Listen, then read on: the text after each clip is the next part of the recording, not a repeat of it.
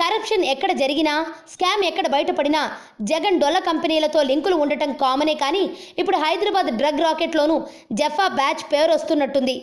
ఏంటి లింక్ ఏంటి? Bangkok to Hyderabad via Lotus Pond అని ఎందుకు అంటున్నారు ఇప్పుడు? ఇంతలోనే విజయసాయిరెడ్డి రియాక్ట్ అవ్వడం ఇంకా ఇంట్రెస్టింగ్.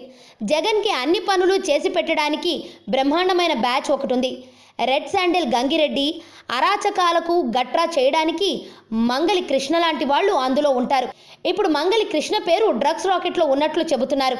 పూరి బ్యాచ్ అంతా థాయిలాండ్ వెళ్లేది ఇలాంటి కిక్కు కోసమే అంటున్నారు. అదే థాయిలాండ్లో ఈ మంగలి కృష్ణకి కూడా కెల్విన్తో లింకు ఉందనే ఆధారాలు క్రమంగా బయటపడుతూ ఉన్నాయి అంటున్నారు. లోటస్ పాండ్ అని ఎందుకు అనడం అంటే మంగలి కృష్ణ అడ్డా అదే కదా, తరచూ రాకపోకలు చేసేది అక్కడికే కదా. ఇప్పుడు తీరిగ్గా విజయసాయి ఖండిస్తున్నారు. ఏపీ తెలంగాణలో డ్రగ్స్ పరిస్థితి మరీ ఘోరంగా ఉందన్నారు.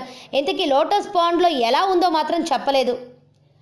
రెడ్ శాండిల్ లాంటి లూటీలు చేసి మిగతా స్కామ్లలో దోచిన సొమ్మునంతా హవాలాలో మార్చేందుకు మంగలి కృష్ణ నెట్వర్క్ మెయింటైన్ చేస్తాడని తెలుసు. కానీ ఇప్పుడు డ్రగ్స్తో లింకులు ఉండడమే అసలు ట్విస్ట్. అదే జరిగితే జగన్ బ్యాచ్ మూలాలు కదిలినట్టే. పూరి జగన్నాథ్ తమ్ముడు విశాఖ జిల్లాలో జగన్ పార్టీ తరఫున పోటీ చేయాలనుకున్నాడు.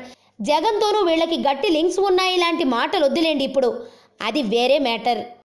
ఆరోగ్యవంతమైన జీవితం కోసం మనం పాటించాలి కొన్ని నియమాలని. చిన్ని చిన్ని చిట్కాలతో చింతలేని జీవితాన్ని ఎలా గడపాలి అనే దానికి వీక్షిస్తూనే ఉండండి మన ఆరోగ్యం యూట్యూబ్ ఛానల్. మరిన్ని ఆరోగ్య సూత్రాలకు సబ్స్క్రైబ్ చేసుకోండి.